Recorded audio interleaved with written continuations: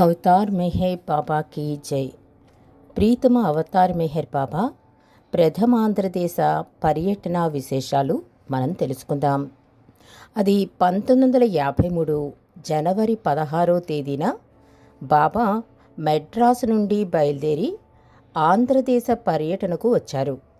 మెడ్రాసు నుండి కాకినాడ ప్యాసింజర్ రైలులో ప్రయాణించి సాయంకాలం విజయవాడ స్టేషన్లో దిగి ఆ రాత్రి స్టేషన్లోనే బస చేసి మరునాడు రైలులో తాడేపల్లిగూడెం వెళ్లారు బాబా. బాబా ఆదేశానుసారం బాబాతో ప్రయాణించే ప్రేమికులు బాబా బృందంతో విజయవాడలో చేరారు. అందరూ 59 మంది బృందం బాబాతో పర్యటించారు. 1953 జనవరి 17వ తేదీన తాడేపల్లిగూడెం స్టేషన్లో డాక్టర్ ధనపతిరావు, ఇతర ప్రేమికులు, పుర ప్రముఖులు మెహర్ బాబాకు ఘన స్వాగతం ఇచ్చారు. నింగి నుండి దేవతలు పుష్ప వృష్టి కురిపించారేమో అన్నట్లుగా ఒక వానజల్లు కురిసింది. మెహర్ బాబా ప్రభుత్వ రహదారి బంగళాలో బస చేశారు. 1953 జనవరి 18వ తేదీన బాబా ధనపతిరావు గారి ఇంటిలో 7 బీదలకు కాళ్ళు కడిగి వారి పాదాలపై తన శిరస్సు నానించి ఒక్కొక్కరికి 51 రూపాయలు దక్షిణగా ఇచ్చారు. అలాగే 16 సంవత్సరాల వయసు గల మురళీధర్రావు అనే ఒక బాలునికి పాదాలు కడిగి 14 రూపాయలు దక్షిణగా ఇచ్చారు బాబా. వివి నారాయణరావు గారి అబ్బాయి జగత్ కుమార్ కూడా ఇచ్చారు.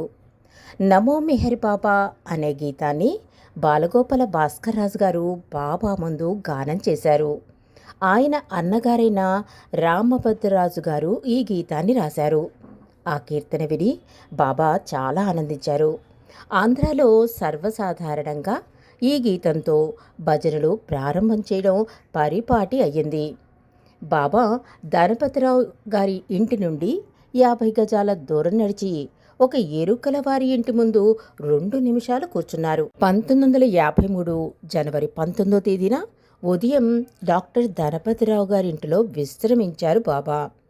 పిదప ప్రజాదర్శనం కోసం వేసిన పందిరిలో దర్శనమిచ్చారు. ఆ రోజు దాదాపు 30,000 మంది బాబా దర్శనం చేసుకున్నారు.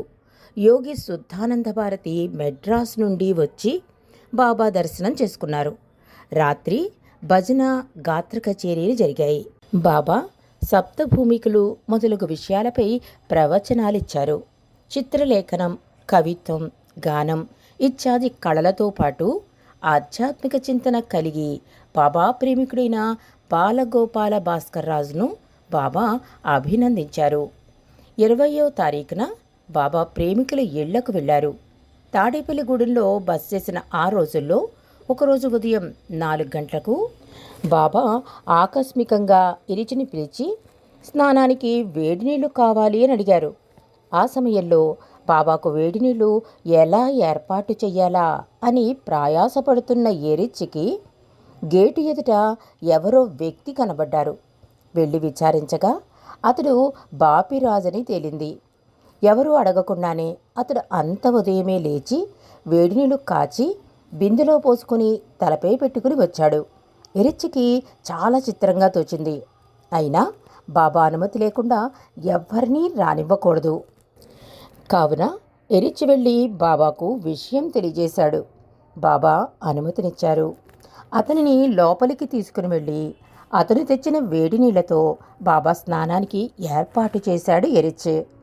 ఎన్నడూ లేని విధంగా ఆకస్మికంగా వేడి నీళ్లు అడగడం, అదే సమయానికి బాపిరాజు గారు మనసులో వేడినీళ్లు బాబాకు తీసుకువెళ్లాలనే ఆలోచన కలగజేయడం జగన్నాటక సూత్రధారి ఆత్రత్రాణపరాయుడైన బాబాకే చెందింది. ఈ రకంగా బాపిరాజుతో సేవ చేయించుకుని అతనిని బాబా ఏర్పాటు చేసిన ట్రస్టులో శాశ్వత లబ్ధిదారుడుగా నమోదు చేశారు. జీవనోపాధి లేక అవస్థపడే బాపిరాజు గారికి మిగతా జీవితకాలం ట్రస్ట్ నుండి వచ్చే డబ్బుతో జీవితం సాఫీగా సాగింది. అతనెప్పుడు తలపై గులాబీ రంగు గల టోపీ ధరించేవాడు. నీ తల మొండం వేరేనా, ఎప్పుడూ ఆ టోపీని ధరించాలని బాబా అతనికి ఆదేశించారు. 21వ తేదీన బాబా పెంటపాడు, పిప్పర మరియు నిడదవోలు గ్రామాలకు వెళ్ళి దర్శనమిచ్చారు.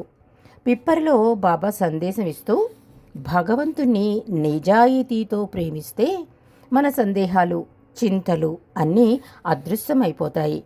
ప్రేమ ద్వారా నన్ను ప్రతి వారిలో చూడగలుగుటకు ఆశీస్సులిస్తున్నాను అన్నారు మెహర్ బాబా.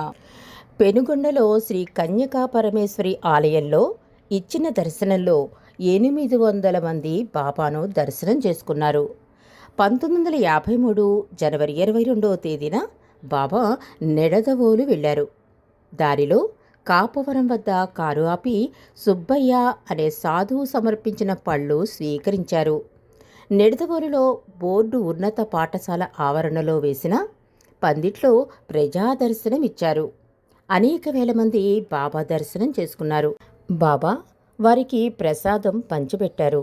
నిడదవోలులో బాబా తాడిమేటి కుటుంబ శాస్త్రి ఎవటూరి చిన్న మల్లికార్జునరావు గారి ఇళ్లకు వెళ్లారు. వారి కుటుంబ సభ్యులను ఆశీర్వదించారు. నిడదవోలు నుండి కొవ్వూరు వెళ్లారు బాబా.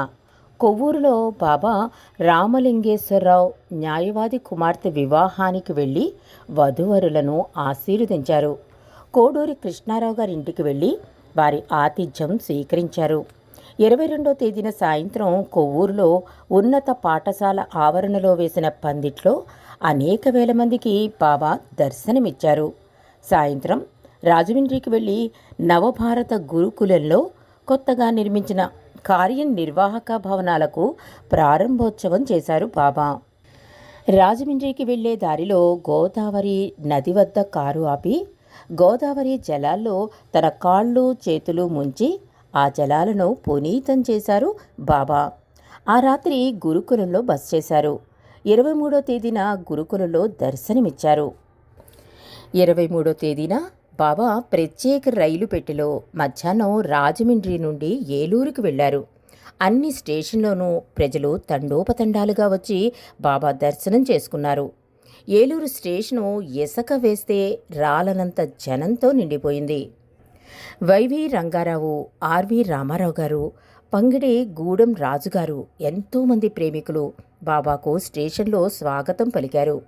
ఏలూరులో కట్టా సుబ్బారావు గారి తోటలో ప్రకృతి సౌందర్యంతో నిండిన మామిడి తోపులోని చెట్ల నీడలోని ఇళ్లలో బాబా బస ఏర్పాటు చేశారు. కట్టా సుబ్బారావు బాబాకు మండలి వారికి బాబా ప్రేమికులకు ఇచ్చిన ఆతిథ్యం చిరస్మరణీయమైనది. 24, 25, 26 తేదీలలో ప్రజా దర్శన కార్యక్రమాలు ఏర్పాటు చేశారు. 26వ తేదీన రామకోటి తీర్థంలో సాయంత్రం జరిగిన దర్శన కార్యక్రమాల్లో వేల మంది బాబా దర్శనం చేసుకున్నారు. ఆధ్యాత్మికంగా ఎండిపోయిన నదుల్లోకి ప్రేమ మహాసముద్రం నుండి ప్రేమ వెల్లువలై ప్రవహించే సమయం ఆసన్నమైనది. నేను వేల మందికి పంచి ఇచ్చే ప్రసాదం ద్వారా నా ప్రేమ ప్రవాహం మానవాళికి అందజేయబడుతుంది అన్నారు మెహర్ బాబా. 27వ తేదీన బాబా ఏలూరు జిల్లా జడ్జి గారి ఆహ్వానం మేరకు వారి ఇంటికి వెళ్లారు. అక్కడ బాబా నిజాయితీ గురించి ఒక సందేశం ఇచ్చారు. బాబా అన్నారు, మనం భగవంతుని నిజాయితీతో ప్రేమిస్తే ఆయనలో ఐక్యమవుతాం. అక్రమం, మోసం, కపటం నేడు ప్రబలినట్లు ప్రపంచంలో ఇదివరకన్నడూ ప్రబలి ఉండలేదు. మన ఆలోచనలోనూ మాటలలోనూ చేతలలోనూ లేస మాత్రమేనా కపటం ప్రవేశిస్తే మనలోని పరమాత్మ మరుగున పడతాడు. కపటం 1000 పడగల గల ఒక విష సర్పం వంటిది.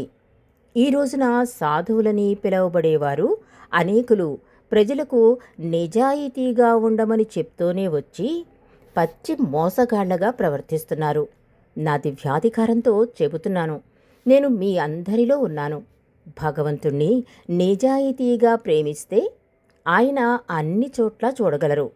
భగవంతుని ప్రేమించలేక సాధు జీవితం గడపలేకపోతే పోనీండి కానీ అలాంటి జీవితం గడుపుతున్నట్లు నటించవద్దు.